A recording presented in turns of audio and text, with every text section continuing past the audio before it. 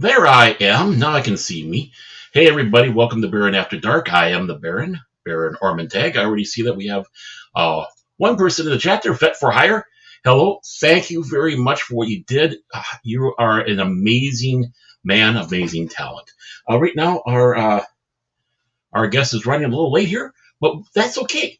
No problem at all. We'll be able to talk a little bit here as we wait for our special guest to come in here.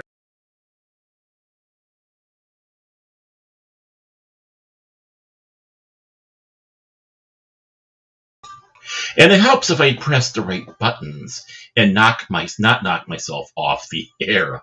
So my apologies about that, ladies and gentlemen. Still getting the hang a little bit of this wonderful system that we have here on a live stream through StreamYards itself.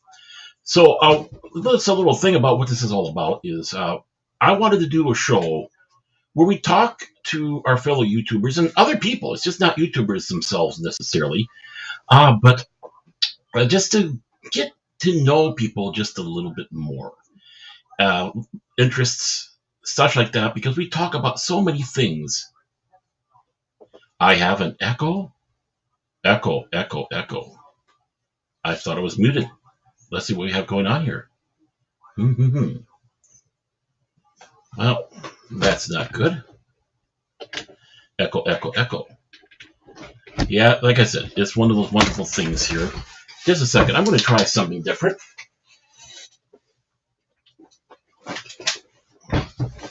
This is the fun stuff about being live on a particular thing. Okay, Fatty, how does that help? Does that take care of that echo? I hope it does. So here we are, and I have waiting in the wings. The man of the hour, the Tower of Power. A man who's a lot of people have been talking about lately because of what has been done to him, but also because of the immense talent that he does have. He's the artist formerly known as Goal 13. He is now known as Brandon, the anime guy. Brandon, how's it going? Let's go, Brandon. How you doing? I am doing well, Baron. How are you doing tonight?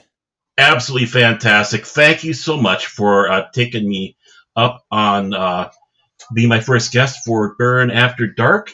Absolutely. You're my guinea pig. All right, well, let's guinea pig away. There we go. And you sound fine to me, but Fet says you're still echoing just a smidge. You know, it's probably because of his helmet. He's got his helmet on wrong. Fatty, you got your helmet on wrong, man. What are you doing out there? Hail Fet for Hire. It's good to see y'all. And Baron, thank you for having me, man. It feels good to be getting out there a little bit again and doing a little bit of everything.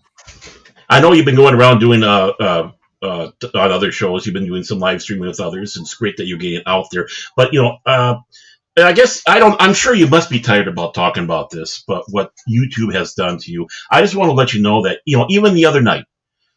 People were talking about you. In fact, Fet was talking about you on when he was with King Dolphin, and about how you were kicked off. Everyone's still talking about what was done to you, and there's a lot of love out there. There's a lot of love for you and for what you were doing. A lot of us who are still really torqued off on what happened. So I just want to let you know that the love is still going around. We even talked about it on the Kings a little bit. We all still scratch our heads. What the heck is YouTube thinking? So. Yeah, who knows what the hell they're thinking sometimes. I go over it, and there's only one thing I can think of, but if it's bad for me to have done it, then it has to be bad for pretty much everybody else, because everybody else either promotes something or says where you can go find things fairly easily, both at least on the legal side. Right. That's the only thing I can think of, is I might have pushed just a little too hard on how you can find certain things, and being maybe just a little too specific. That's the only thing I can think of. But even at that, who hasn't done something like that? Who hasn't said, if you're going to go onto the high seas, be sure to have your tools wrapped. Exactly. And I've seen and heard worse out there, to be honest with you. Exactly. I mean, I guess the only other thing I can think of is there's a few other Gogos that were out there. out there. And I don't know if one of them might have done something, and they just immediately gravitated and said, "Hey, he's the one that did it." That's about They the only might other have. thing I can think of. Yeah. Yeah, who now knows? it's So yeah, I've rebranded, although my avatar I don't have it updated to my one from Fet for Hire. Give me just a second here, and oh, I'll switch it to what it should be. I I've you know, I've been busy, been very busy sure. recently, unfortunately. Well, while you're doing that, I'm going to do a little vanity thing here, and I'm going to cover this up here. But look what he did for me. That is just. That is awesome. I only wish I looked that good. He is amazing, amazing talent, and I didn't even ask Yes. about that. He just woke up this morning and saw it, and that was just made my day right then and there. Because I kind of woke up a little cruddy this morning. It's like, yeah, do I have to? Looking forward to the Yeah. night, but it's just like I wasn't looking forward to the morning, and I saw that, and it's like, wow, thanks a lot, Fet. I mean, he's just an amazing, amazing talent.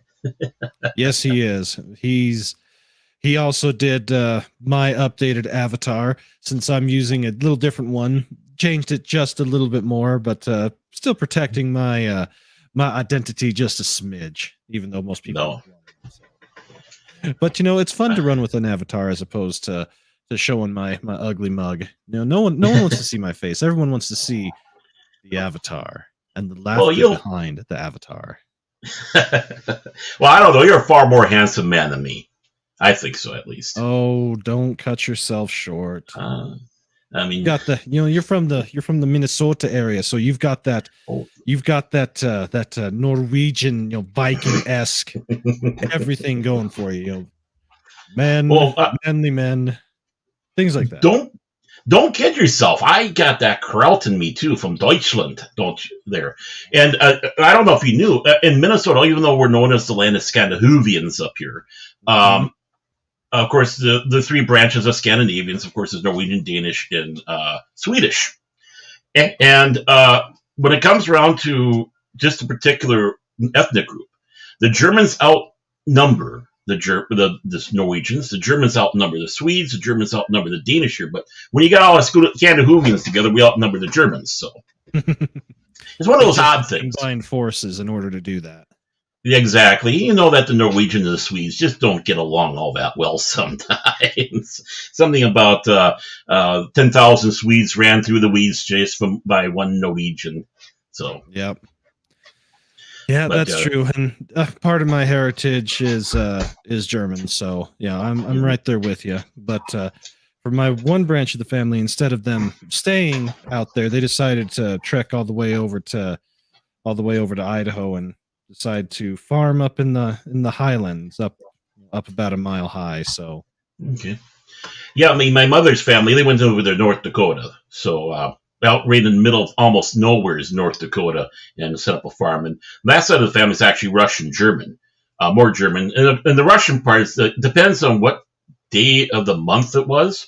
Because one day they'd be in Germany, next day they'd be in Russia, the next day they would be in Poland, because the borders were shifting that often around where they were. So, but they definitely have that good German going on in there from Germany. So, and of course, on my dad's side, I got German. My grandmother was half German, half Norwegian. And so we got a lot of stubbornness on our side. A lot of stubbornness. yeah, I feel you there. And just to make sure you can hear me okay, I've been trying to get my setup all good, and my mic volume keeps trying to change itself. You sound absolutely wonderful there. I know it comes up and down occasionally. I just kind of figured, just to let people know that poor Brandon there is still having a little internet issue, so forgive him if he kind of drops in and out a little bit. Yeah, right now I'm using the hotspot on my phone because the internet service I have is good, but there are more people that are using the internet, and the TVs they have like to do 4K, so all my bandwidth goes kaput when they're all here watching TV. I'm still going, what's a 4K? I mean, we just barely hit 2K. I don't know what a 4K is. Now they're talking about nice, but and here they got 8K coming out here soon or something like that. They do have 8K TVs, but I'm in agreement with several of my internet friends that are heavy into physical media. 4K is going to be the last version of any type of physical media release. So anything Okay. above that is just going to be wasted and will only be available for streaming. And if it's only Okay. available for streaming, it means that they can change whatever the hell they want whenever the hell they want. And that Yeah, is that. just unacceptable. Yeah, I mean, I agree with you there. That's why I like having the physical media over actually having the stuff bought on Apple TV or Amazon you can buy and all that because way back I was able to get the Babylon 5 season 1 and Yeah. Babylon, and with that, they did the switch. They switched over to the new update. The making it look nicer. They did all the crisp cleaning stuff on there, so it looks beautiful now. Yeah. But they changed from the motion picture format that they're doing that back down to the regular TV. So the bars went from that to that. But the Gathering, originally the Gathering they had on there, and one of the reasons why I got it was they had the original one, the first movie that they had for Babylon 5, and I was like, I wanted to have that despite the new one because I had copies of that. It was harder to get that original one. There was stuff about it I did like. I liked the music that they had, and it just felt different. They changed that, so it's now back to the special edition that JMS did for TNT television. But I still have my VHS. I still have my VHS that I got from the what episode of the Month Club or whatever they had going on there. Yeah. If you've got physical media, definitely keep a hold of it, and definitely keep a hold of VHS because there is just way too much of it that didn't go to DVD. And then keep a hold of your DVDs because there's an overload of them that did not or will not get put onto Blu-ray. And the same with going to 4K. In fact, I've got I myself don't have a 4K TV, but my computer monitor is a 1440p, so it's a 2K. It's an in between, but it can do a lot of the stuff that the Ultra HDs can do.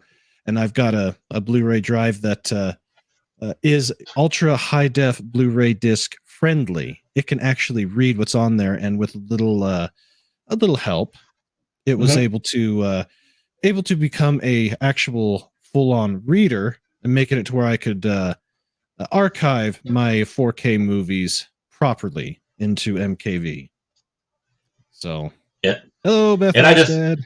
I have to say, hail Beth Arstead. I'm so happy that you're here. The person who torments poor Harvey all the time.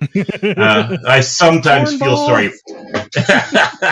I sometimes feel sorry for that, and it kind of makes me feel bad because my work schedule is really throwing me off. I haven't been able to hit frolics as much as I really want to because of my new work schedule, and so I miss everybody there. How is work going for you?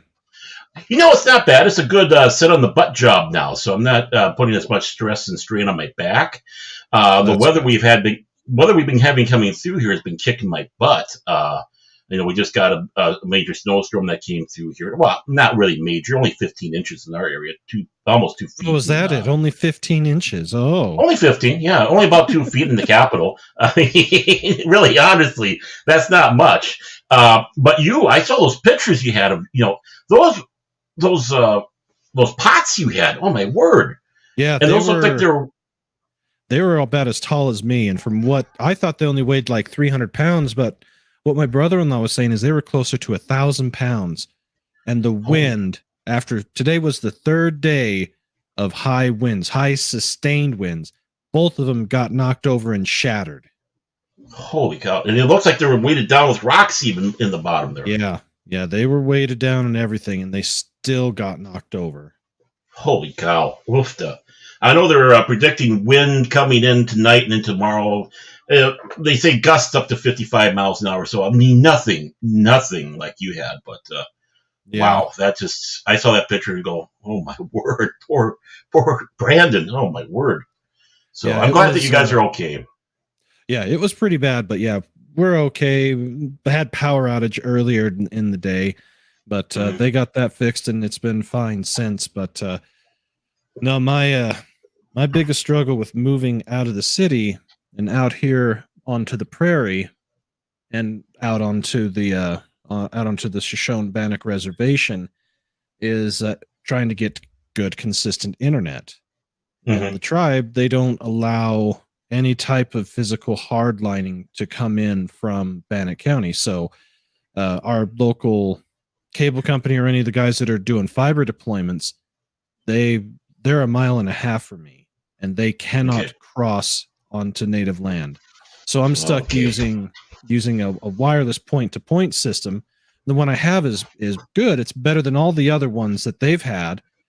And if it was just myself and just my stuff, in theory, that should be enough bandwidth. But there's quadruple the amount of stuff being used. So my in-laws, and then my brother-in-law and his girlfriend and his son and her son, they live here half the week. They both have higher end TVs, so 4K, and Netflix and Amazon, they offer 4K services. And yeah, when they start watching TV on one of theirs, it just chews up what little there is. So yeah, in a heartbeat. But I do have a solution that's coming. It's just going to cost a literal arm and a leg. And hello to Matt317. Good to see you, buddy. There he is. He's putting up Christmas decorations, so he's going to listen Ooh. while we babble along. It's beginning Christmas to look like decorations while we chat. Ooh, ooh. Yeah, the company that I had install internet out here using their standard consumer level stuff, they're really good, and they actually do a higher end point-to-point setup for who I work for in town, and they're getting 300-400 megs down and about 100 up, no problem. So I finally talked to one of their head guys and I said, hey, what I have is just not cutting it. Am I close enough to one of to the tower that you're pointing at to be able to have an upgraded or higher powered radio put in? And they looked it over.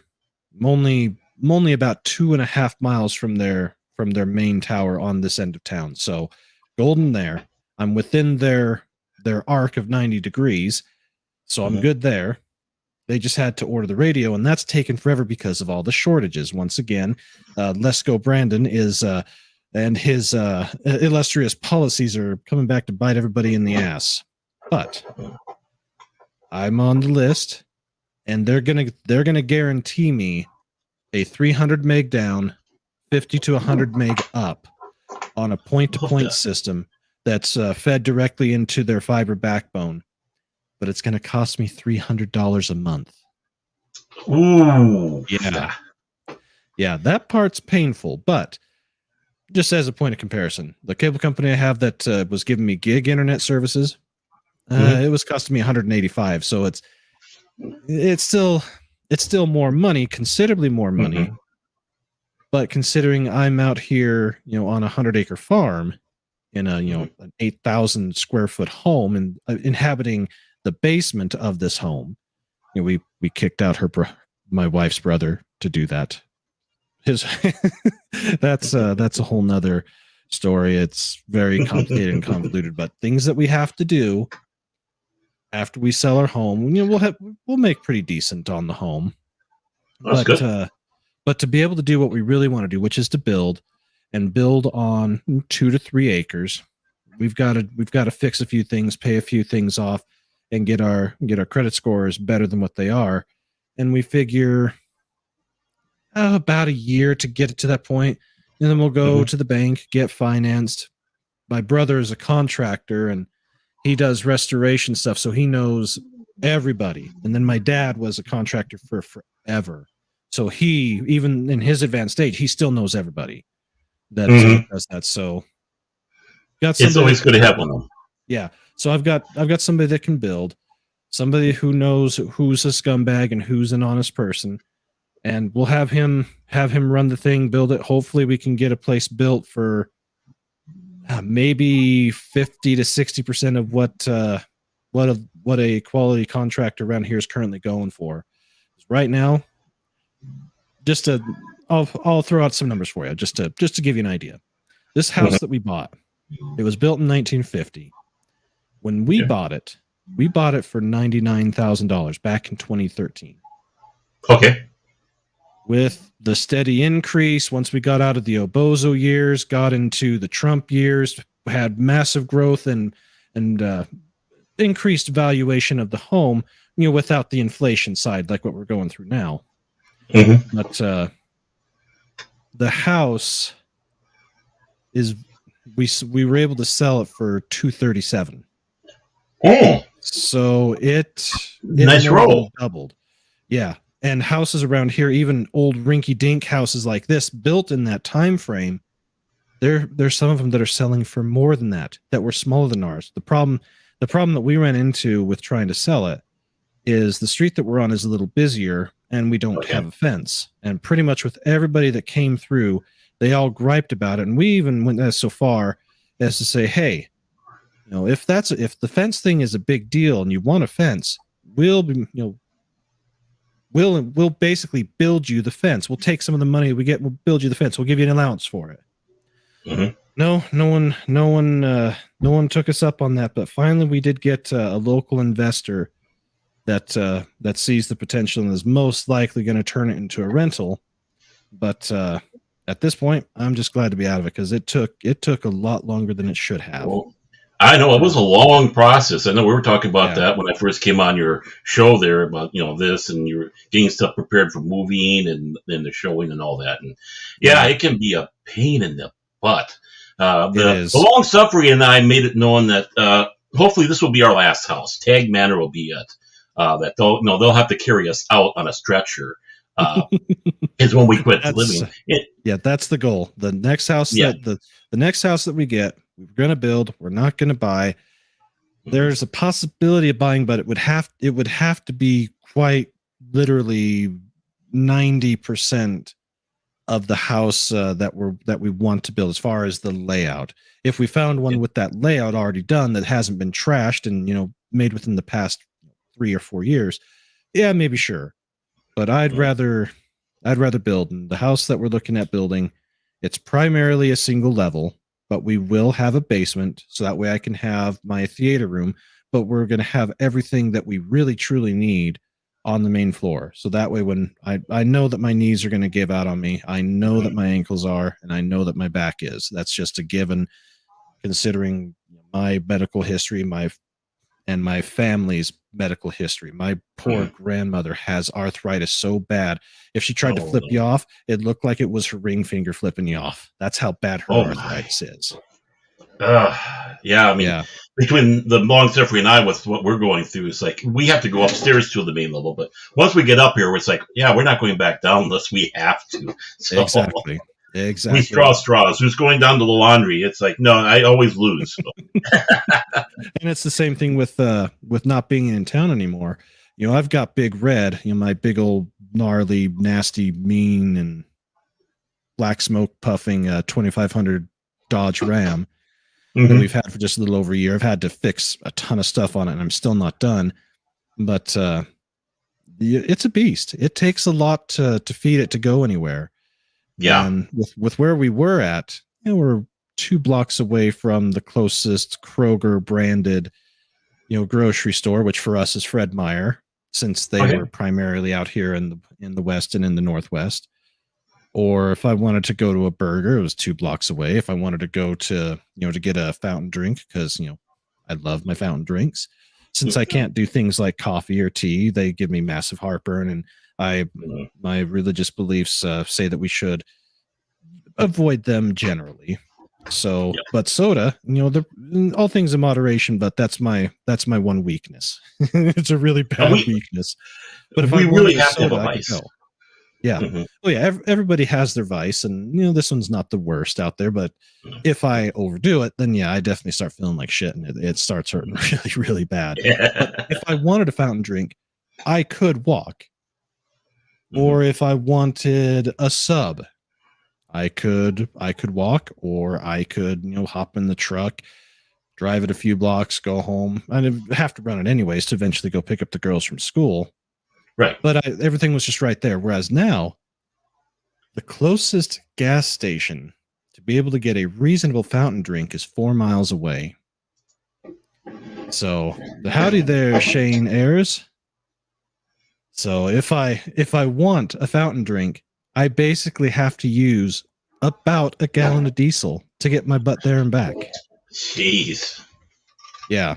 That's the only drawback about having Big Red is it's a guzzler. It's a thirsty vehicle, but if worse comes to worse, and if I ever have to boogie on out and go places, once I get the 4-wheel drive fixed, I'll be able to go wherever I want. But it's just one of those things that with an older truck, things just start breaking down. You have to replace it, and I've had by the time it'll be all said and done, I'll have everything replaced except the body, the interior, and the engine.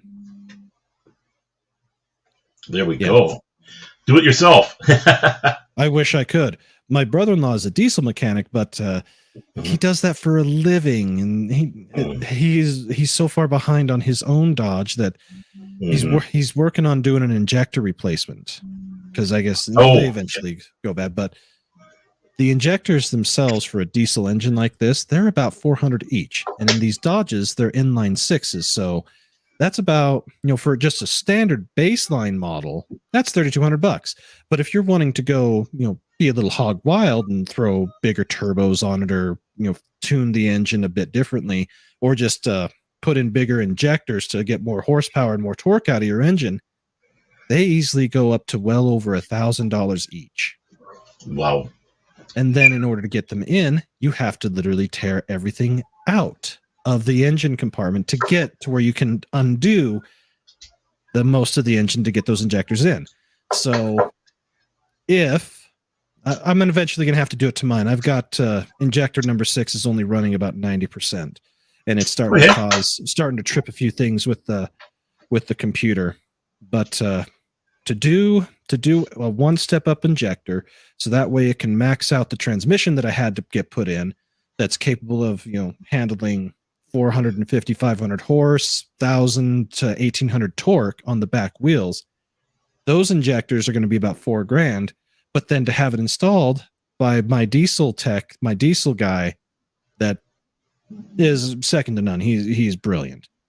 That's still over $2,000 for the labor minimum. Wow.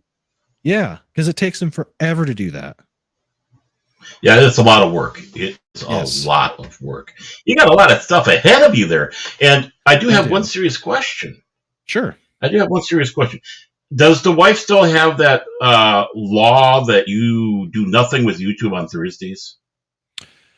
As far as when I can do things, since we've moved and a few things we haven't. There are certain days when I really shouldn't do stuff. Typically Sundays, because that's the Lord's Day. That's the day I've got to be good, and I should spend that in worship and with the kids and with the wife and trying to be more focused on that side of life, which it is important, and we definitely need to make it more important, because it's not as important as it should be. Sundays are typically out. Mondays, typically the day when we do stuff as a family, they're typically out. Tuesdays, I'm typically pretty good. I normally do yes, the anime guy. That's correct. And thank you for subscribing to the channel, Shane. I did see you do that. I typically on Tuesdays broadcast with my buds Paul the Star Wars guys and the Nerdporio Lifeform doing Star Trek. And as I said, tonight's a special exception. I normally would be over there, but since my regular internet's still kind of bad, I told them, it's still being crappy. I gave them my sound off for that, and I explained that that I had a special engagement tonight with you, and as I said, I'm using my cell phone's my cell phone's internet to get just that little extra upload capability and a little less problematic specifically for this. With what I have now, it'll work for maybe 20-25 seconds doing a download. Then for whatever reason, it stops for about 5 seconds, and it just loses all connection.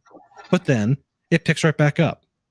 And that's even with nothing else going on. So I'm hoping that with this other system, it doesn't do that. And if it does that, considering how much I'm paying and how much they're guaranteeing me, I'll definitely bug the crap out of them to make it work right. I would But do that too.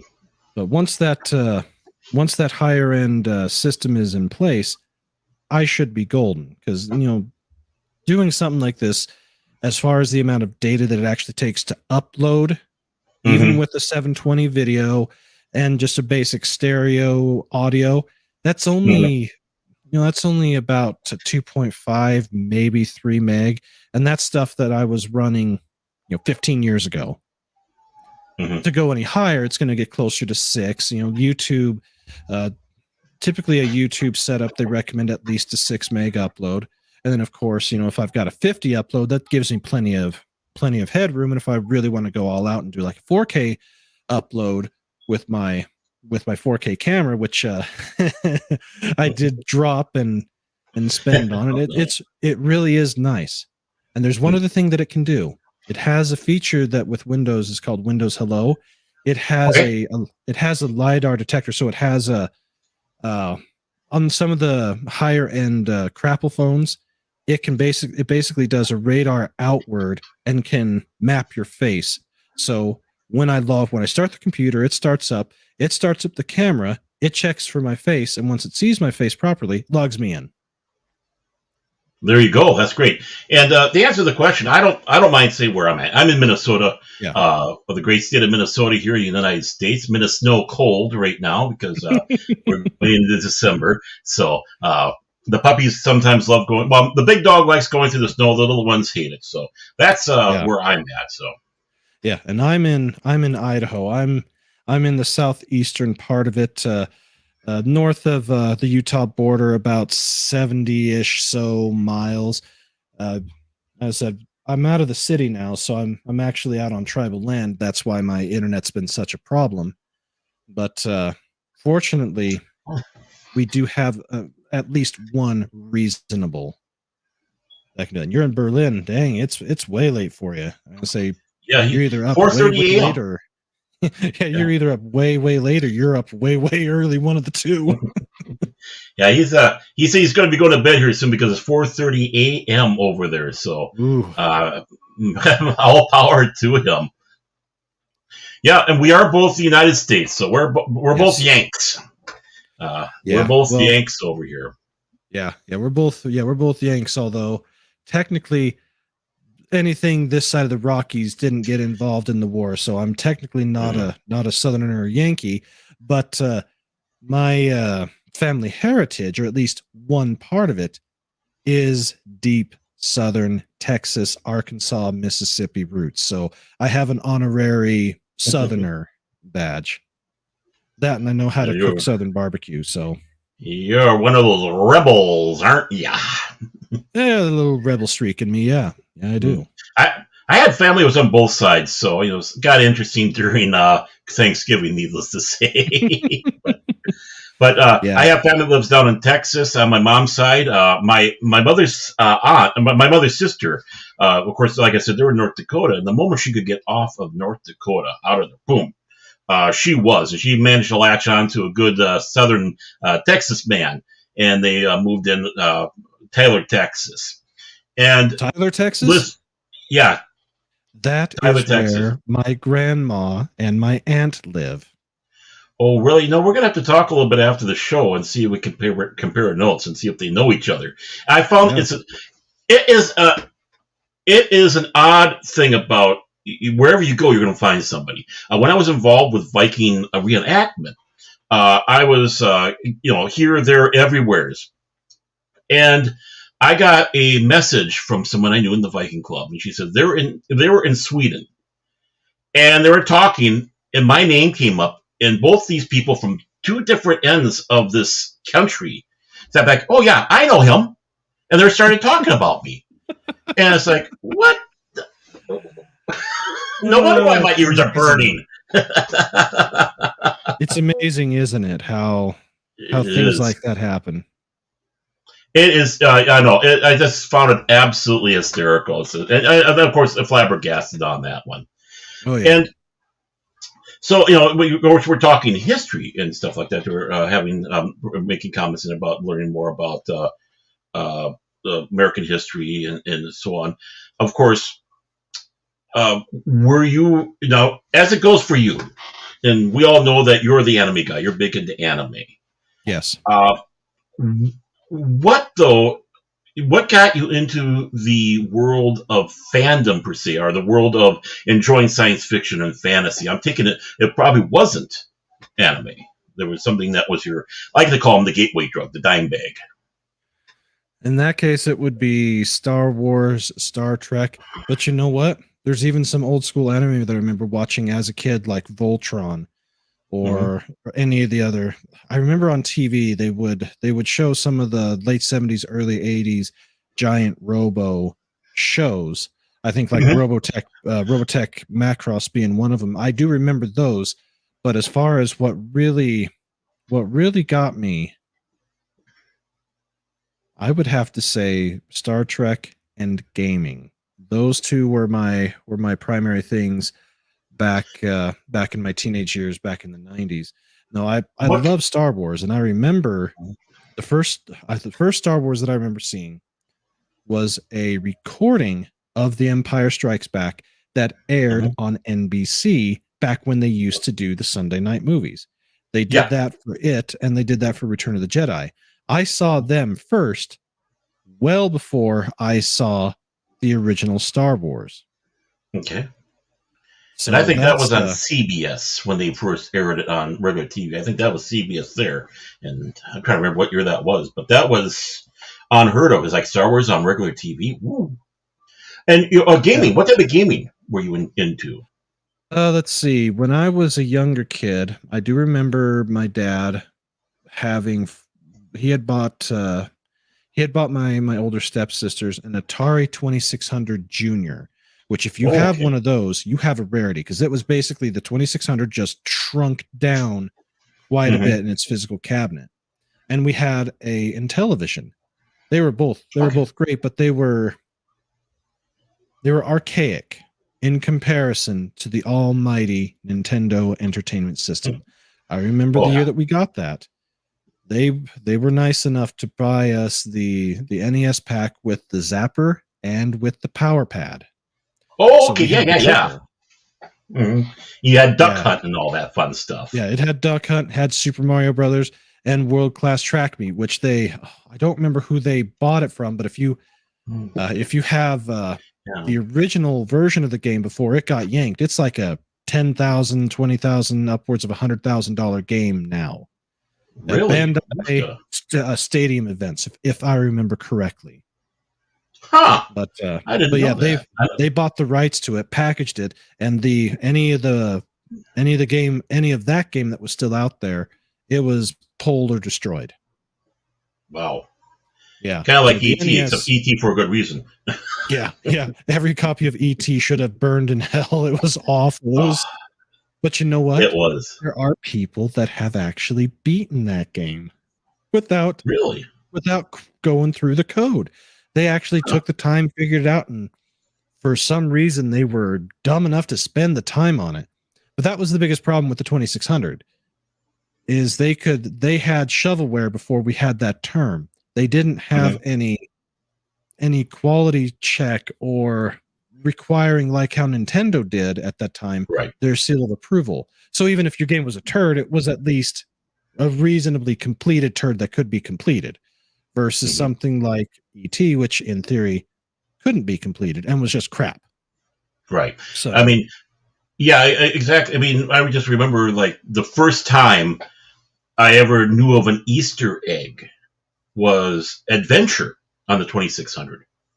And if you did a little things here, you could go to a secret room where the guy had it, that designed the game had his name put in there because he was yeah, frustrated because the designers never got credit, and so he thought, well, I'm going to put my name on this piece of work, but you have put to his find own out how to stamp do on it. it. Yeah.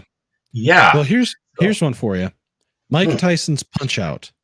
Yeah, There yeah. are still there was an Easter egg or with it. It's a rhythm fighting game. Hmm. You have to get into a rhythm, and if you're good at it, you can go through the whole game without getting hit. But Okay. for fighting a specific character, which was Bald Bull, it was only discovered just a few years ago that one of the people in the crowd would do a certain type of wink that was different than the rest of them to indicate either when he was going to do his charge or when you needed to throw a punch. No one knew that. And that game is, it's only 6 years younger than me. Good night, Beth. You have yourself a great night. Thank you for coming. Kisses to you. And I hope to be able to talk to you again sometime. Absolutely. Yeah. There's just so many, so many things like that are still being found, and people that do speed runs for some of these games, they're amazing. But the Nintendo was the first thing. Got a little older, got into the 90s, got into the 16-bit era, and we had a Super Nintendo. That was awesome. And getting into the 90s, watched Star Trek The Next Generation on TV. They actually, our local station aired it on the night that NYPD Blue was supposed to air. They refused to air NYPD Blue because the station manager basically said, yeah, we don't condone seeing Dennis Farina's ass on regular broadcast TV. So we're not going to do that. So they had the contract for that in syndication, and they showed it when it premiered, that week when it premiered. So I do remember watching the last few seasons of The Next Generation, really getting into it. Hold on one sec. Sure. Pardon me there. Yeah, no problem. So that was great. And then the CBS station, once that ended and DS9 started, they had the syndication rights for The Next Generation. So we got to watch all of that in rerun, progressing through in its through its life cycle, and then being able to watch DS9. Okay. Now, out of all of them, DS9 was my absolute jam. That's the one that I've seen the most. It's the one that I know inside and out, and I absolutely adore it. It is so good, and it's because it's so different than the others. But those two things, and then in my teen years, going to high school, I actually worked most of the time during high school, and there's a few guys that I worked with at several of the computer shops that were huge into anime, and they helped me get into that. So I ended up seeing things I probably shouldn't have seen at that age, like Ninja Scroll or Vampire Hunter D. And then, of course, there was the almighty Hollywood Video and the ability to rent from Hollywood Video. I remember Hollywood Video. And, of course, the video store we had was a small one. It was called Adventures in Videos. And, of course, there was Hollywood Videos, but we didn't have them around. But then Blockbuster came in.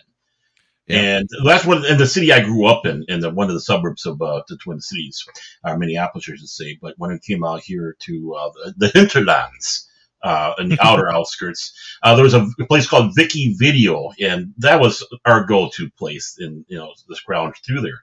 But funny enough, in those places they didn't have much for anime. The thing where I would see a ton of anime at was like the gaming store. There's a place called The Source. It's still around, but at the original location. And there was going to be like this big, huge wall, and then another wall of all these videotapes. And it was all anime. It's like it was overwhelming to me. It's like where do you even begin with all this? Exactly. And what's good, what's not? Which is why I loved your channel. Because you're giving that primer, what to look for, what to see, people expressing what there is to go. What is obviously anime is not. I think people have a fixation that anime is just this one thing. Science fiction, fantasy, big boob girls beating each other ups, and that's not the case. I mean, you have everything from like Golgo 13, which was kind of a spy thing, and I have to sit back and say I still have to laugh that he's using a Armorlight rifle 15 as a sniper rifle at those long distances. It's like, okay, I'll give it a pass, but because it's a movie, but it's still ridiculous. But there you have something that's like a contemporary, like spy assassin type thing. But then you have the horror, you have this, and it was so great that you're going out there and pointing out that there is this wide canvas that they offer with anime, and which is probably why anime is so popular in Japan. And I don't know, I think it hurt here in the States because it got to be kind of this little cliquish, like comic book guy groups that were going around. and it kind of was kind of pushing people away or intimidating people away, probably more accurate to that. And I think that was something that really hurt until you had something like the Sci-Fi Channel. And they Yes, had the Sci-Fi Channel was huge. They had their week of the Festival of Animation. That's where a lot of the stuff that I really got into and really liked was shown. Like, let's see. Let me go back into my member berries and see what I can pull out.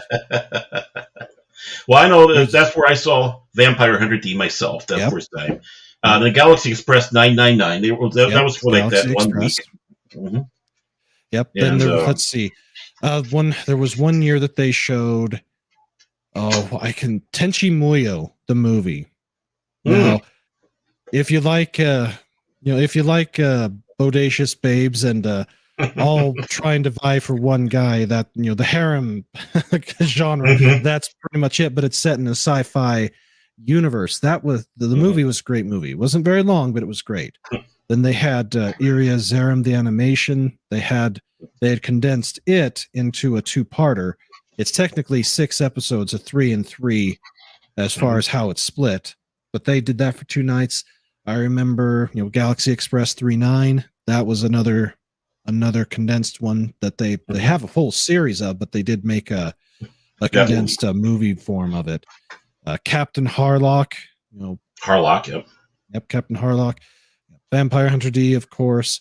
And then going further into it, we get into things like Ghosts in the Shell or Ninja Scroll, some of the more adult stuff. And I do also remember one other store that was like how you described, tons and tons of VHS. They weren't cheap, but they had it. And that was Suncoast Motion Picture Company. Yes, Suncoast. Yep, you're absolutely right. I remember Suncoast.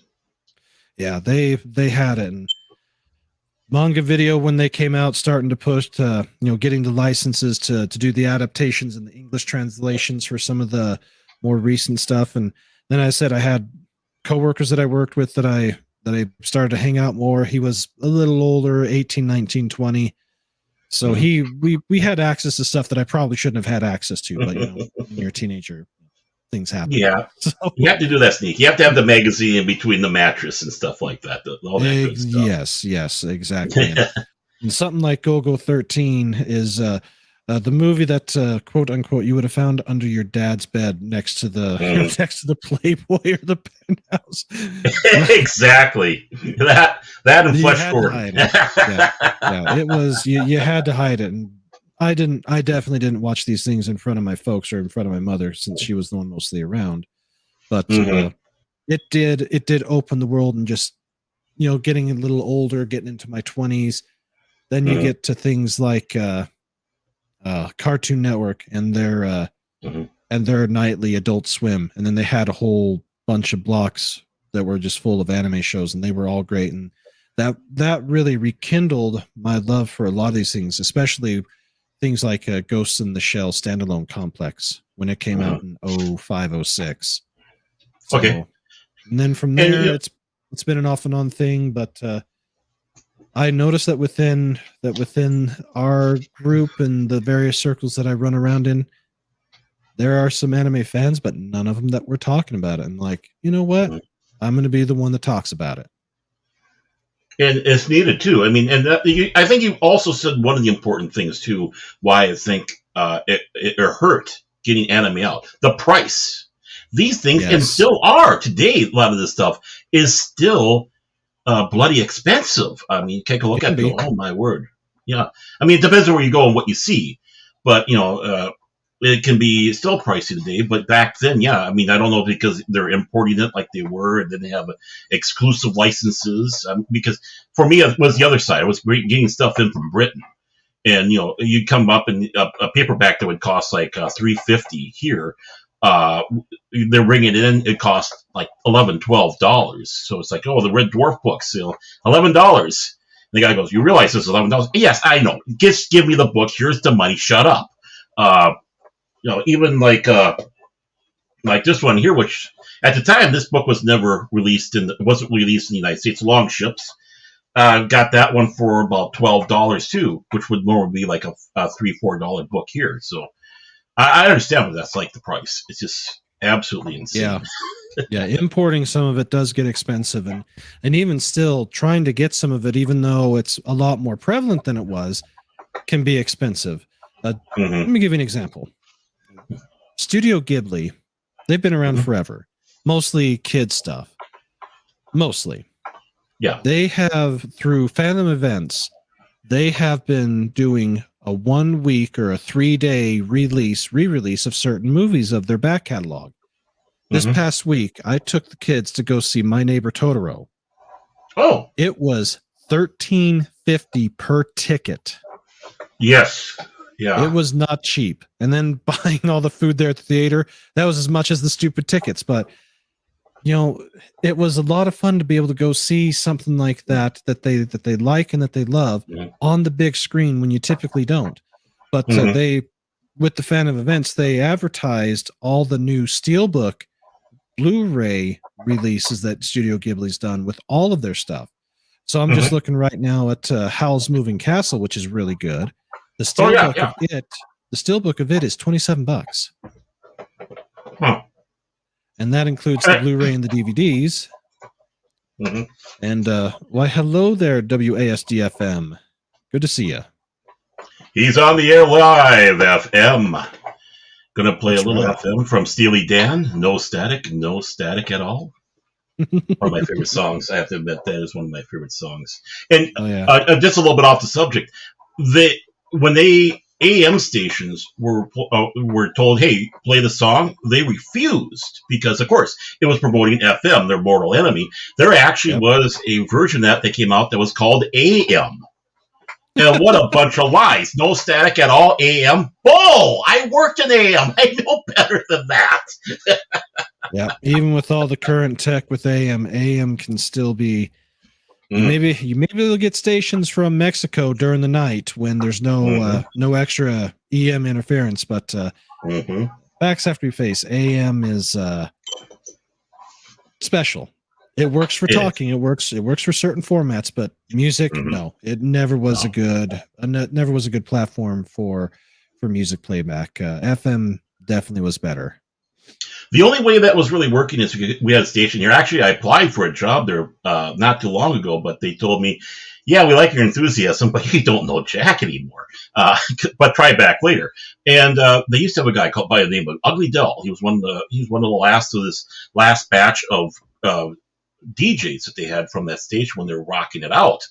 And he used to have the Friday night rock and roll show. So it was kind of apt because he was playing all the music from that era. It was going over the AM, and of course the hot rodders would be driving around playing that song. And yeah, it's not the best quality, but you're getting that full atmosphere of what the music was like, how things were at that time. And unfortunately, unfortunately, Ugly Dell, he finished the show one night. He went out to eat at the Greasy Spoon restaurant he always promoted, and then went home and unfortunately passed away from a heart attack. And he was a big AR guy. He was big into going out and competitive shooting and such like that. And he's messed. He's when his death happened, because I love all the old DJs and such, and I can rattle off a bunch of them. I can do a whole show just about them and then some.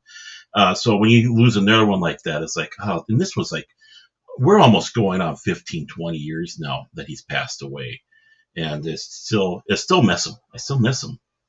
But that's about the only way you hear the music is if you're doing something like that, the whole atmosphere thing. Yeah, absolutely. I can see that. But yeah, ever pretty much, decided to get into anime, talking about it, going through the things I've seen, the things I haven't seen, trying to expand the horizons, and was doing pretty good, getting some good traction. And then, YouTube decided to squash me, not once but twice, and the second time it stuck. But you know what? We won't tell them anything. I know nothing, Brandon. I know nothing at all, Colonel Brandon. So exactly, that's my best Schultz I can do right there. Yeah, and I'm waiting for it to come back. I can't wait. I was, even though wasn't able to necessarily listen live, I caught it on the backside, and the guests that you brought on were always interesting on there. Particular Baron was very good. I actually found the guy that was a Baron. He was just absolutely fantastic. No, I'm just kidding. I'm just kidding. Oh yes, But no, yeah, but the people you were a great guest. Thank you. But you bringing in there, and what was great about you as a host coming in there, you were more than quick to say, "I don't know everything. This is still a learning experience for me for this entire area because this is how big it is." And it was like you're saying, "Hey, come with me, come with me. Let's go on an adventure. Let's see what's over that hill." And it's like, "Okay, sure, we'll follow you, just as long as there's no bear traps." And and I hope you have the recordings of your old shows. I'm going to sit back and say that. Great. Yeah, because I got everything archived. Great. Because what's great about those shows and such, whether you have the live ones or you have your newscasts, those are time capsules. And just like you're talking about physical media, keep a hold of those because, whatnot. When you have those videos like that, you can just pull them out and say, this is what we did on this date back in 2021. Don't tell me otherwise. Yep. This is what we were talking about. This is what was important. These were the topics that we're talking about. And it goes from being a thing that is a topical thing now to a history. And I think we need that. We need this in this community that we have out there. I think a lot of us have forgotten where we came from. We're fighting.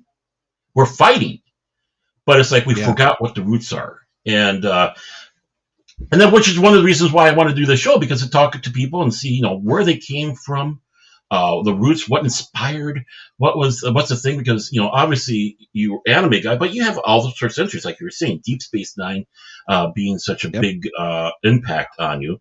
When it comes around to Star Trek Next Generation, that actually came out on my what birthday was that? I think that was 19th birthday, literally. September 28th, my birthday, that show technically came out. That was the first day it was supposed to air. And I'd actually seen it before that because we had pirates. We had people that had the satellite dishes. And they're going around and it's like, oh, hey, that's Encounter at Farpoint. And they downloaded it off the big old guacamole dishes that they had in the backyard. That was put on videotape. It was circulated around, so we saw everything beforehand. It was we saw all sorts of episodes before they were aired. We saw Family from Next Generation before it was aired, and others. So that was kind of nice. I was able to hang around those geeks, and it was amazing time. Something I don't think this generation really understands, having to wait for something. Yeah. And the anticipation. That's very true. That is so very true. And yeah, my grandfather had a C-band satellite dish there in the 90s, and it was amazing some of the shit that they put up on that thing. Yeah. You could get yourself into some real trouble if you weren't careful. That is for damn sure. Let's put it that way. I know. And it was, we didn't have one ourselves, but we had people that we knew that had it, and it's like amazing what got circulated around sometimes. And it's just, it was like we're on a frontier. It was we're on that frontier. It's like the original Star Trek where you're just at the edge of the galaxy. You're taking that next step. Not everything is immediate. You have to do that search. Where Star Trek Next Generation was, okay, all we have to do is say, computer, tea, Earl Grey hot, and boom, there it is. And I was just knocked out with the groups that we have. There was an episode called MST3K, Mystery Science Theater, and they dropped the line about the Perkins on 494 in France, which is in Edina, Minnesota. And being that MST3K was a local show here, and I just laughed my butt off. And the reason why is back in the day, this is, of course, the mid-'80s and such. We were before the internet. We were doing BBS systems, and I don't know if you ever used BBSs yourself, bulletin board systems. Bulletin board systems, yeah, I do remember that. Yeah, right. And we had one. Actually, there was two of them. One came up, and then it fell apart. Then the other one, I think it was Gambit, was the second one. First or second one, I can't remember. One was called Gambit, and I can't remember what the other one was. And it had the amazing thing that 7 people could be on at the same time. So there's a chat room. So wow. 7 of us would be in the chat room, right? And talking away. They even had like little bots. They even had bots in there. So all of a sudden something would pop up saying that the butler is doing something like this in the back room or something like that while you're doing your chats. It was kind of humorous that they had on there. And all of a sudden someone would sit back and say, hey, let's go to Perkins at 494 in France. It's like 10 o'clock, 11 o'clock at night. Boom, there's all your computer geeks right there in the corner talking about hacking and all that fun stuff. And every time I drive by that Perkins, I still get a chuckle remembering all that. Amazing. Mm-hmm. That's the great memories that we have. That's the old days of computers and early internet type setups. Yeah. Right. 300 baud. Woo! It's like, that's fast. Now it's nothing. But yeah, and I think what we have now is helping out with stuff like anime because it was not accessible to us back then. My first anime experience was Star Blazers. And it came out at the right time. It came out right after. The show itself was before that, but in the United States, it came out at the right time, just about with Star Wars. So that was kind of like that little fix of Star Wars while you're waiting for the next movie, and going through and following the adventure. And what is absolutely amazing is how they had that storyline. It wasn't just the 60-minute or 30-minute thing. And they would kind of break it down and have this whole long story, which was at the time for someone like me, it's like, wow, this is something new, an actual, encompassing season story. And then the next season they had that, and the next season after that, I think they had 3 seasons, and that was just amazing. That's what kind of got me interested in it. But there wasn't anything else. Obviously you got Voltron, you had that stuff, Battle of the Planets, and for some reason I don't know why that never really grabbed me as it did with Star Blazers. And so that's my so it took until like that anime fest that they had in Sci-Fi to really get that interest kind of going with me again to watch that. Yeah, that's when it really kicked in with me. But yeah, there's just tons of stuff out there. I probably have seen more than I remember, but. Those are things that stick out with me. So yeah, that definitely is that's definitely. Oh, did I lose Gogo? Oh no. Well, hopefully he'll pop back in. I hope he does. Like I said, he was having some internet issue before that. But kind of talking about. Oh, there he is. Let me put him back in the studio. There you are. You jumped ship. Yeah, the thing. Looks like StreamYard had a quick freak out. So, oh yeah, it does that sometimes. It's like, yeah, f you, StreamYards don't like you. Pretty much. Oh, we do, but we don't. That's the loving thing that we have on there. And what is your take now? I saw that one headline where they sat back and said that the fans' response to Cowboy Bebop live action has now endangered any chances of having future live action anime shows. You know what I say to that? Hold on 1 sec. Let me. Okay, sure. I've got something that I'm going to try. I've got it macroed to my keyboard. Let's see if it actually does it. Okay. I say good riddance to that crap.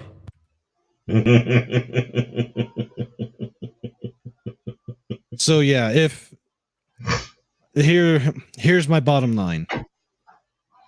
I watched the first episode. I could not bring myself to watch anymore. It was indeed that bad. It was horrible.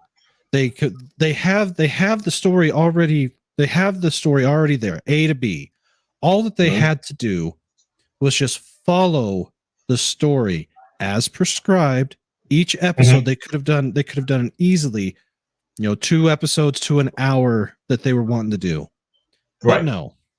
They had to go and completely bastardize the thing. Having Danielle Pineda be the way she was, no. Oh. So as far as I'm concerned, Netflix dang gone, effed up. They effed up royally. This is twice.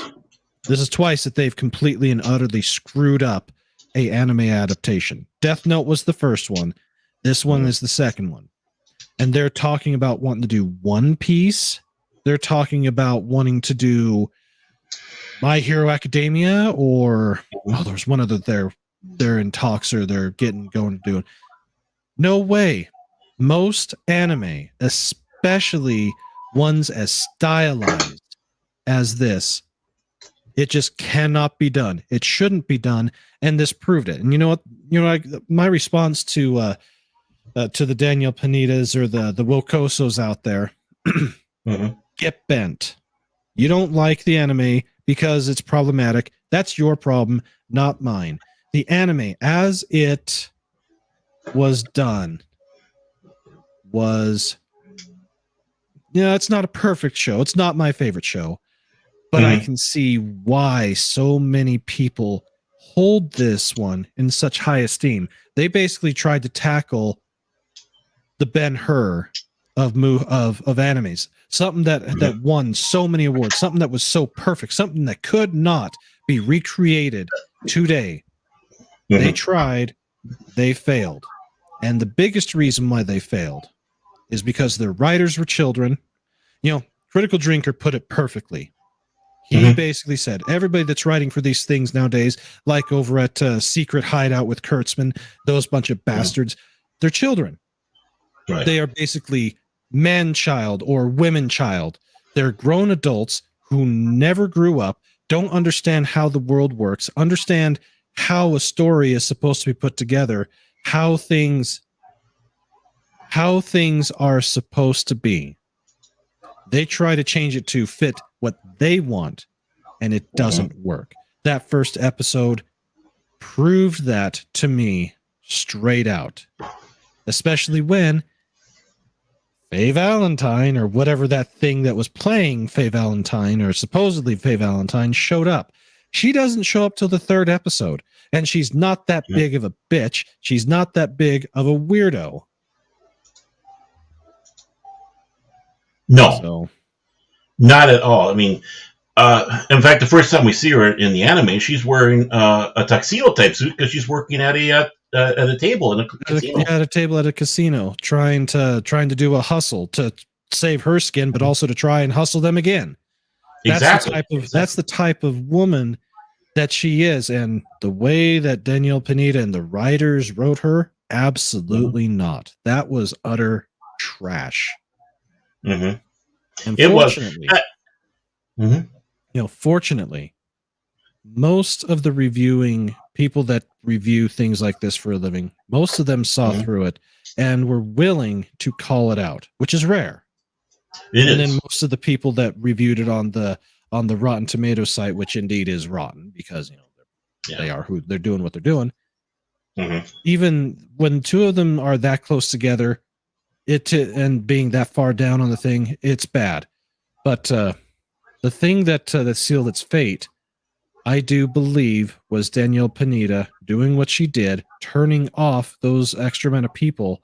And from what I understood, the numbers that are available, because somewhere along the line it was released or it was guesstimated, the amount of watch time that they had going from the first week to the second week, pretty high.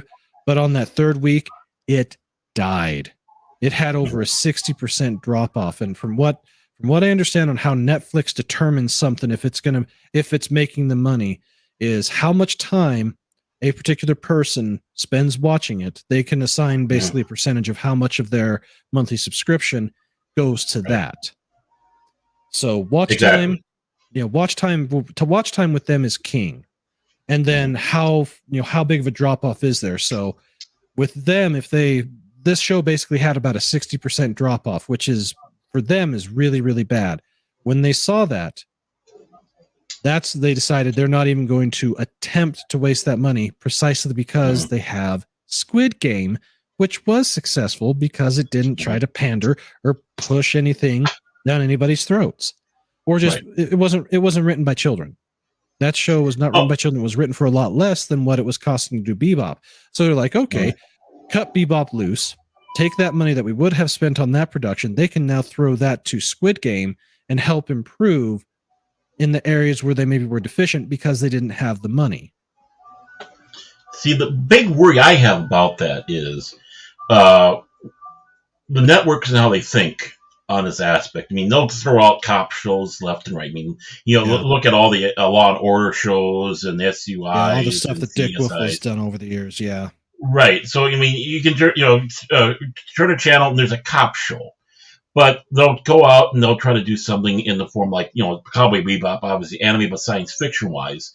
And it crashes and burns. They say, well, see, we tried it for you. You guys didn't like it. We're not going to do it again, which they have done in the past when they try to throw subpar garbage our way. And we say we don't like it. And we was like, we're yelling at them. This is what we like. You don't have to necessarily copy Star Trek, but we want the seriousness, a serious attitude towards it. And that we want with, treat it seriously, treat it respectfully. Just don't have some show where someone's dressed up funny, making funny noises and subpar special effects. Exactly. So, and I hate to see that the opportunities to have shows that could be brought over and done that way are going to be looked over from now on because of that. I mean, the Star Blazers movie that they had that was live action was spectacular. And of course, there was interpretation. Of course, when you do the interpretation, not everything's going to be transcribed over, and you miss certain things here and such. You might not like that, but you can understand why. But it did such an awesome job, and such an awesome job of that movie is when I did have it, I sat my two girls down to watch it with me. When I finally got it, I say, hey, we're going to watch this. And they were about like maybe 10, 11 years old at the time. And so it's a 2.5 hour long movie. It's in Japanese with subtitles. And those girls were just sitting through the whole movie.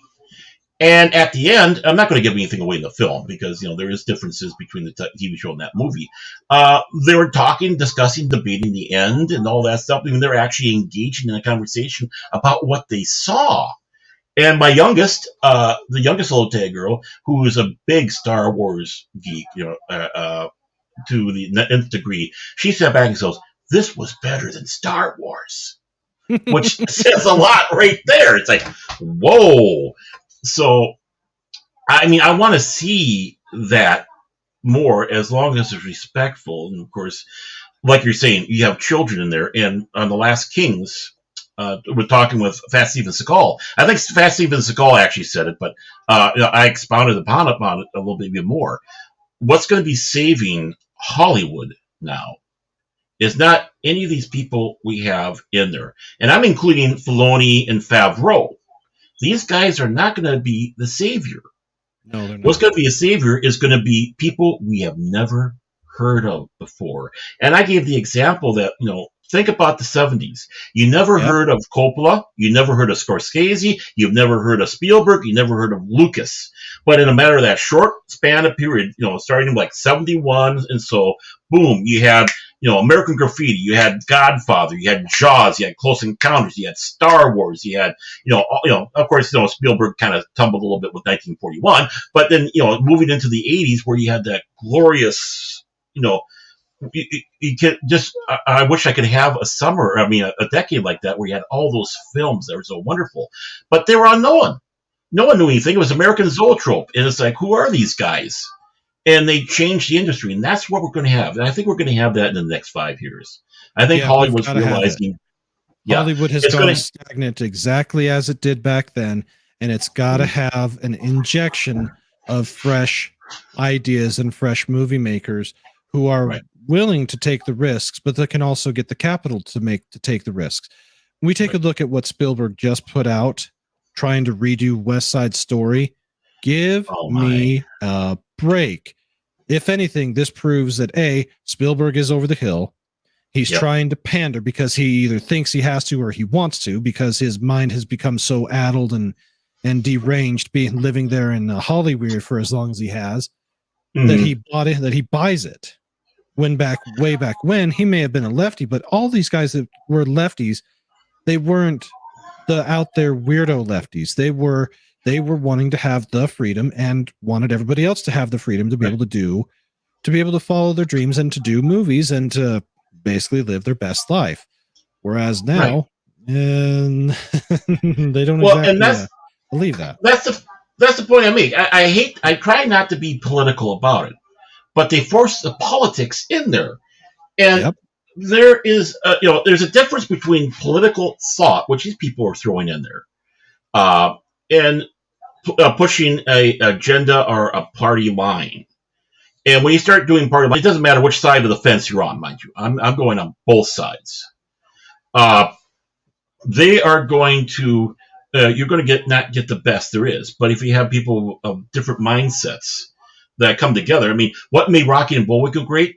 Well, Bill Scott, Jay Ward was a conservative. Bill Scott was a liberal, and at that time, Rocky and Bullwinkle was the top class satire that college kids were scheduling around to watch, because this was you had to watch the show because of the satire. And I also point out the one of the best shows to watch if you like political satire is Yes Minister, Yes Prime Minister. You don't need to know British government to get this show and enjoy it, because I first saw this show as a kid. And now get this, I saw this kid for the first time in 1981 watching a British show in Norway, and it was, I understood it, because what they were doing was they were not going for a political line. Again, you had one person who was a conservative, one person who was a liberal, and they were going after the political systems, per se, Yes. what goes on behind. And which, of course, it doesn't matter what government you're in, whether you're a British government, Canadian government, American government, this is what's going on, and you're like, okay, I understand, and that's why I get the humor. Yeah. There is one British show that I've seen a few of, and I absolutely laughed my ass off every time. Blackadder. Yeah. Blackadder. And and a lot of people don't realize too, Galaxy Express 39, that was political satire of the Japanese government system. Yep. That it was. And but people don't know that. And I don't mind that someone is putting their thoughts, okay, this is my this is what I believe and all that, and they're doing a great job of giving their argument, and you can actually think about it. Or sometimes they'll even go as the devil advocate, and they'll put both sides in the story, even if they're putting the side that they're opposite of, and showing and presenting fairly both sides. Star Trek did a great job of that, the original one. A lot of people don't realize that the old Robin Hood with Richard Green was written by a bunch of Americans that were outed during the McCarthy era, went over to England, assumed names, and they were writing and producing all those shows that they had going on over there. And you had that with that. I think the Adventures of Sir Lancelot was the other one. Of course, those shows were imported back into the United States. But that doesn't bother me if they're doing that. It's when they're cramming down and ideologically cramming it down your throat. Yeah, it's exactly. Like, don't tell me what to think. Convince me what to think. Yeah, and that's where a lot of the millennials have been hosed. A lot of them have been taught not by the Gen Xers, but by a lot of the boomers who bought into a lot of the 60s peace, love, dope, communism, they've bought into that, and now they're regurgitating it, but worse, much, much worse. At least with those people back in, from the boomer era, like my parents, my dad especially, he for a long time was a lefty. It wasn't until when about the year 2000, he started to move. He started to reassess things, and the internet played a huge part in that. Mm-hmm. And the same with his dad. They were both old boy union type guys, because they both worked as firefighters, and my one worked at Union Pacific, and yeah, they had things like that going. But initially, it was during the Bushy years that he started to change. But it wasn't until we got into the Obozo years that he's like, nope. And he told me that on a retrospect of his life, he is embarrassed on the amount of shilling he used to do for the Democrat Party, because of how they have basically abandoned blue collar people. And I don't want to get Mhm. too political, but that's something Right. that I was kind of surprised, because he was very initially extremely adamant against Bushy. And in retrospect, he was right. Bush is a complete and Mhm. utter tool. Oh yeah, But at the I was never a time, big fan. at the time, it wasn't as widely known. The internet still hadn't really Right. kicked into where people could really do some searching and check into things like that. And I do want to say hail to 24/7. Good to have you Yep. here. And My brother. he's actually going to be on tomorrow with Purple Valkyrie, if I remember correctly.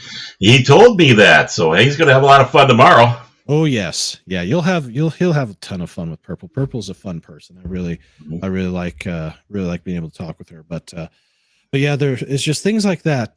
As you get older, certain perspectives changed. Now, I can at least say for me, politically, I haven't changed that much. I'm one of the few that did not start off as a lefty loon in my teens or in my 20s. I always had that more right-sided backing, primarily because of my grandfather. I spent a lot more time with him than I ever did my dad at that time. So I myself, I haven't changed all that much. If anything, I've probably become a bit more rabid, and especially going through the past 6 years as we have, from basically the end of the Obozo years through the good times with Trump and all the bad times that they tried to throw upon us, but we still were prosperous even in spite of all that. Now going through this complete and utter farce that we're living through with Lesko Brandon. Yeah. See, and that's one thing I miss. I mean, the one thing I miss is, when we had back in the day with the fan clubs and such. Yeah. You had in the Twin Cities here. I remember going one time to one of the Doctor Who clubs, and there were 300 people showing up for a monthly meeting. 300, right? But you would have like our club. I was more into the Star Trek club. And I'm right of center, that, and I don't hide that. And of course, a lot of the people I dealt with were left of center. But we could get together and we could talk. We could have conversations. Yeah. And that's what I miss. Let's have a conversation. Let's discuss. This episode dealt on the topic. Well, why was this way? How was that? What was the meaning about it? And if you didn't, yeah.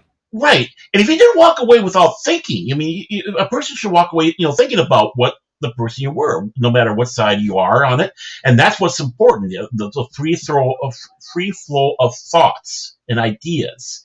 And we don't have that no more. Obviously the new Star Trek doesn't have that. Absolutely no, it doesn't. Yeah, it's like, let's go out through the sledgehammer. And Jason Isaacs was even quoted as saying, if you don't agree with us, don't watch. And it's like, that's not Star Trek. And no, it's not. And it's like, I don't care if the person's left of center that's doing this stuff. Are they doing it good? Are they giving us thoughts, ideas? Are they being intelligent about it? With all that stuff. And I'm not talking about are they a genius, but intelligent by the fact that they were thinking. They're not being knee jerk. And there's so much knee jerkness going on today. That, are you people even thinking before you open your mouth? Are you guys even thinking before you do something? I try to. I fail. I know that. I'm a human being. I falter. But I try to listen to what the person says. I try to, if I hear something that someone says, I say, what was that again, please? I just want to make sure I heard you right. It's like, oh, okay, now I understand where you're coming from. And I don't think we have enough of that. Someone just offhands hears something, and then they just fly off the handle. And that's just horrible. That's not what this is all about. That's not even what this nation's about. So that's what I want. I want to see that. It's enough of the, get the political party out of this stuff, and keep the political thought in. Yeah, exactly. I'm there with you. So, but I would love to go on forever, but it's close to my kids' bedtime. Yeah, I've got to get them to bed. So. Yeah, we went over a little hour. I hope sometime I can get you back. We can talk a little bit more about stuff. It's always great talking with you. It's been a long time since we have talked, and I enjoy, like I said, you were an absolutely wonderful person. You did so many wonderful things for me in the beginning there, being a cheerleader for me. So everybody, this guy, that guy over there, Sub to his channel, and please, I'm going to actually put it in there. Even though it doesn't have anything on there yet, I hope he does start posting some stuff, even if it's the old stuff, and be on the lookout. I do have an announcement. Oh, okay. I was going to ask, do you have an announcement, man? January 1st, I will go live for the first time in months, and it is going to be an appreciation show to everybody who has supported me, stood by me, helped me, invited me on. I'm gonna put the link out for StreamYards to everybody, and I'm gonna get as many people as want to come on and talk and allow me to say thank you as possible. And I'm not 100% not 100% on the time as far as what time of the day, because I've got a few other friends of mine that either stream typically a little later than what I normally did. And then, of course, Echo Base has finally moved back to Saturday. That makes me happy because Thursdays was too hard for me. But Saturdays, I can do whatever the hell I want that night. So, yeah. I know that was your fun day. Yes, Saturday's the fun day. So yeah, I plan on going for at least 2, maybe 3 hours. Definitely longer than normal. Definitely longer than a normal show. And yes, Columbo, I will release him on the 1st. So yeah, I don't mind being a prisoner. I'm going to throw it out to everybody, and I definitely, if you can, definitely be there. Fed for Hire, definitely would like you to be there. I definitely appreciate the avatar. I love the avatar. It fits me. It fits me really good now because ever since I watched Hellsing Ultimate, I can take on the persona of Alucard. Alucard. And let's not forget that from Fetty. Yes. It's like he's a crazy man. He's a very talented man, and yes, he is. And yeah, I definitely appreciate all the help he's provided me with my first persona, and now my new persona. It fits you. It fits you. Yes. Well, I thank you so much for joining me, and this was great. Get back, do a little talking, and we'll talk again about getting you back on here. We can expand a little bit more about things and various other areas. So it's always fun talking with you. It's you're a good friend and a great ally. I figured since your stream was the first one I was on for public that you invited me to. I thought my first stream that I had with guests, you should be the one on there. So returning in kind. I definitely appreciate it. And as always, it's good to see you. As always, it's good to see everybody in the chat. And with that, go watch some good anime. And screw Netflix. And everybody, make sure you catch me every Sunday, 5 o'clock Central Time, with the Kings.